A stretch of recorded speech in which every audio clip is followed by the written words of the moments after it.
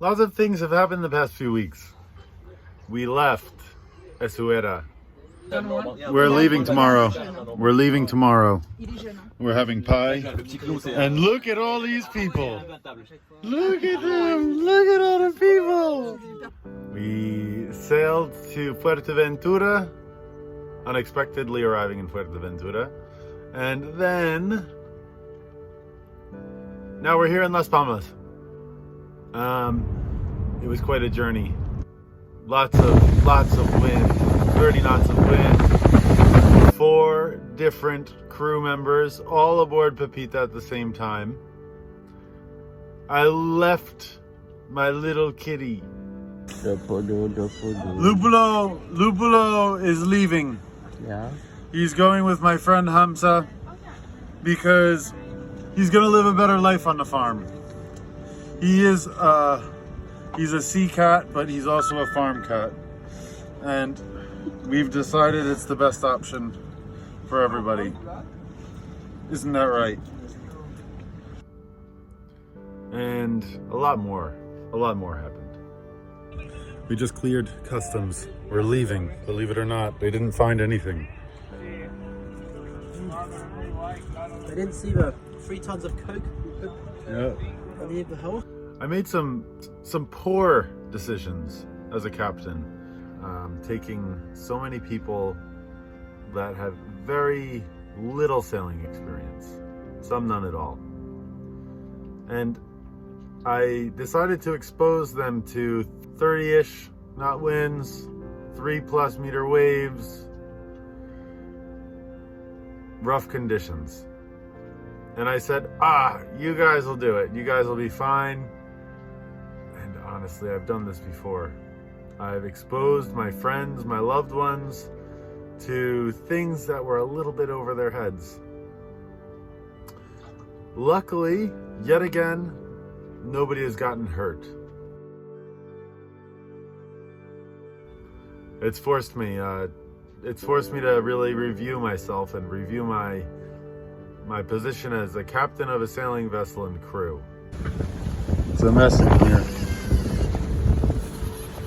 And it's made me really have to think about the decisions that I take. As the captain of a boat, you're supposed to be responsible for the crew's well-being and the boat's well-being. We had a little situation. The boom broke. This whole metal piece snapped right off. You have to make sure that the crew and the boat get to the destination safely. I accomplished that task, but just barely. I think that the exposure to the elements that my crew experienced and my boat experienced really were at their point.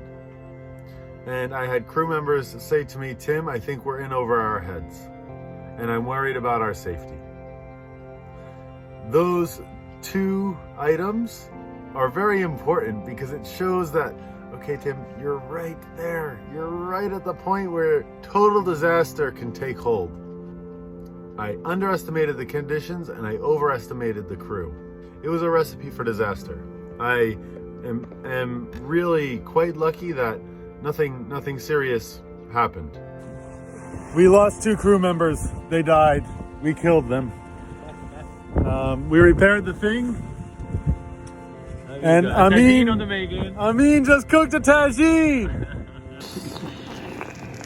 We all parted ways in a loving sense, but I could have done better. The crew maybe wouldn't have left. Maybe I would still be with all this crew. And it's upsetting to me because I think that if I look deeply at the fundamental issue or the fundamental reasoning as to why little Timmy's walnut brain decided to take this crew on this specific trip was because I needed money.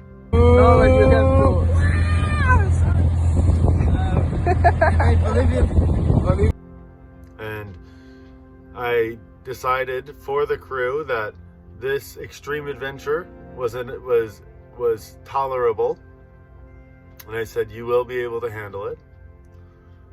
And they didn't really love it. 2 of the crew members specifically didn't really love it. And one of the crew members made a mistake and the boom broke. So it's forcing me now to really consider and think about what I'm doing, who I'm taking, where I'm going, and how I wish to operate in the future. It is growth. Unfortunate growth, really. It'd be nice if I was just a wizard. If I could just do everything perfectly all the time.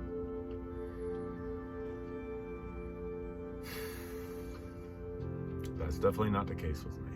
I have to say the conditions were exciting. I had a lot of fun.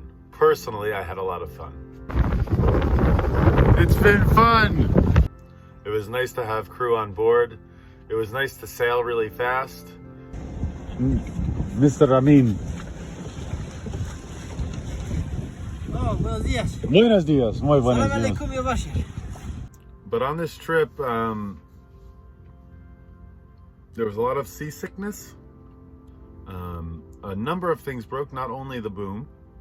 I don't know if everybody had the most fun during the time. I think it was a lot of type 2 fun. Everyone knows what type 2 fun is. It wasn't fun while you were doing it, but it was fun after the fact. Anything to say? Oh yeah, just I find it interesting upon arriving in Las Palmas is the amount of hitchhikers, the boat hitchhikers that want to get on board people's boats, and they're finding it very difficult to find a boat. Nobody wants to take them. Nobody wants to take them. It's interesting to me. I wonder if their desperation will push them to take a boat that may not be the most suitable for them.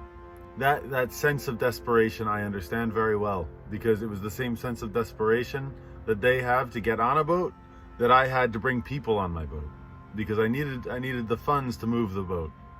That desperation can create risky situations. And it's very important, I think, to make sure that the people that you're bringing or the people that you're boarding with are aligned with you. Sailing is a very extreme sport. You are literally taking yourself and putting yourself in an alien environment that you can't survive in without human intervention. So it's an extreme decision, and you have to make the extreme decision carefully. And these backpackers are going to every boat, dying, spending weeks trying to get on a boat. And I worry for them that they're gonna get on a boat with somebody like me. And I'm gonna say, yep, please give me the money and I'll take you wherever you wanna go. Because I obviously don't make good decisions sometimes. I obviously make desperate decisions. Desperate decisions. Desperate decisions are not good, people. Do not make desperate decisions. That's my rant.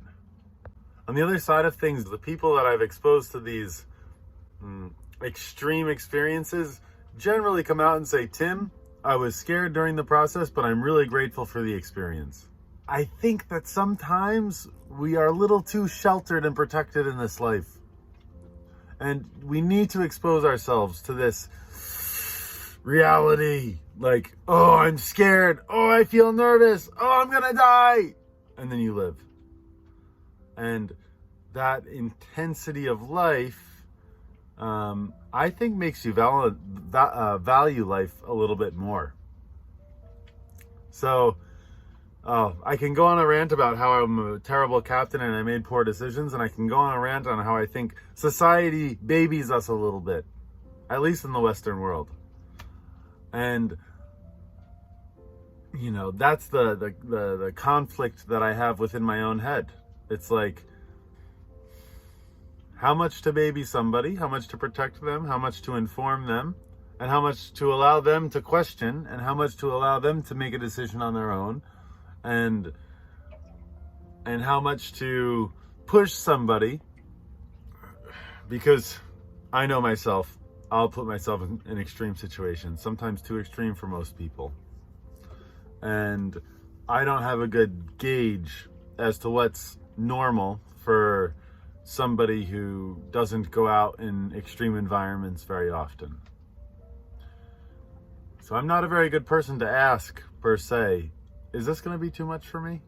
Because I personally think too much is very good. I think too much is very good in many senses. And that's part of my my dilemma as a human. I think what I'm trying to say with all of this is that life is complicated. And it's important for each individual to ask themselves and ask those around them what it is you're looking for and what is the best way to get it. And be very honest about that. Because without that cruel, brutal, raw honesty, you could get yourself into situations that aren't really what you're looking for or really beneficial for your path. For the next few weeks, I will be in the Canary Islands. I'll be bouncing between islands and I'll be exploring, hopefully fixing a bunch of parts and pieces on Pepita and welcoming crew here and there, because I'm currently trying to fund the movement of Pepita with training other individuals to sail. And as always, I'll continue to write and I'll continue to share on The Wealthy Nomad.